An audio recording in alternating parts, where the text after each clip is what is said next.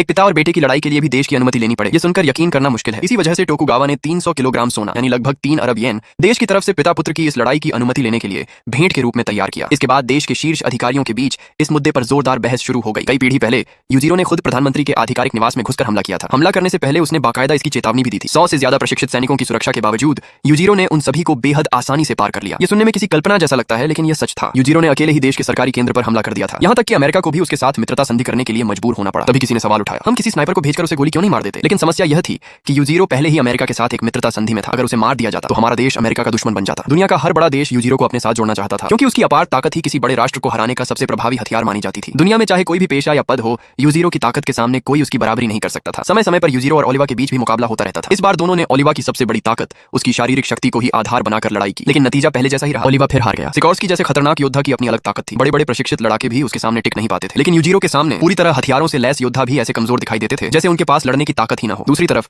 बाकी अपने daemon brain की कल्पना से यूजीरो की छवि बना रहा था। वह सिर्फ एक भ्रम था, लेकिन उसकी ताकत फिर भी डरावनी थी। यूजीरो की सिर्फ एक मुक्के की ताकत से पूरा कमरा तक गूंज उठा। उसकी शक्ति को सामान्य तर्क से समझना लगभग असंभव था। यूजीरो सिर्फ अपनी आंखों से ही टोकुगावा के शरीर की हालत पहचान गया। टोकुगावा को लगा कि यूजीरो शायद जरूरत से ज्यादा चिंता करने लगा है, लेकिन अगले ही पल उसके मुंह से खून निकलने लगा और वह खून के बीच जमीन पर गिर पड़ा। यूजीरो की नजरों से शरीर की कोई कमजोरी छिप नहीं सकती, चाहे वह बेहद छोटी चीज हो जैसे कैंसर की कोशिकाएं या शरीर का कोई बेहद महत्वपूर्ण अंग। वह हर कमजोरी और हर कमजोर बिंदु को पहचान सकता था। समुराई की तलवार हो, बेहद तेज गति से चलने वाली गोली हो या फिर एक विशाल टैंक, यूजीरो ने कभी किसी के सामने हार नहीं मानी। उसकी आंखों की निरीक्षण क्षमता आधुनिक समय के बेहद सटीक उपकरणों से भी कहीं आगे थी। इसी बीच एक हैरान करने वाली घटना हुई। रेत्सुकावा बॉक्सिंग सीखने के लिए एक बॉक्सिंग जिम में पहुंच गया। कोच ने उसकी इच्छा शक्ति को देखकर थोड़ी झिझक दिखाई, लेकिन रेत्सु बार बार आग्रह करता रहा। आखिरकार कोच ने उसे कहा कि पहले एक बार पंचिंग बैग पर मुक्का मारकर दिखाओ। लेकिन रेत्सु ने जैसे ही सिर्फ एक मुक्का मारा, पूरा पंचिंग बैग जोर से हिल उठा। वहां मौजूद हर व्यक्ति यह देखकर दंग रह गया।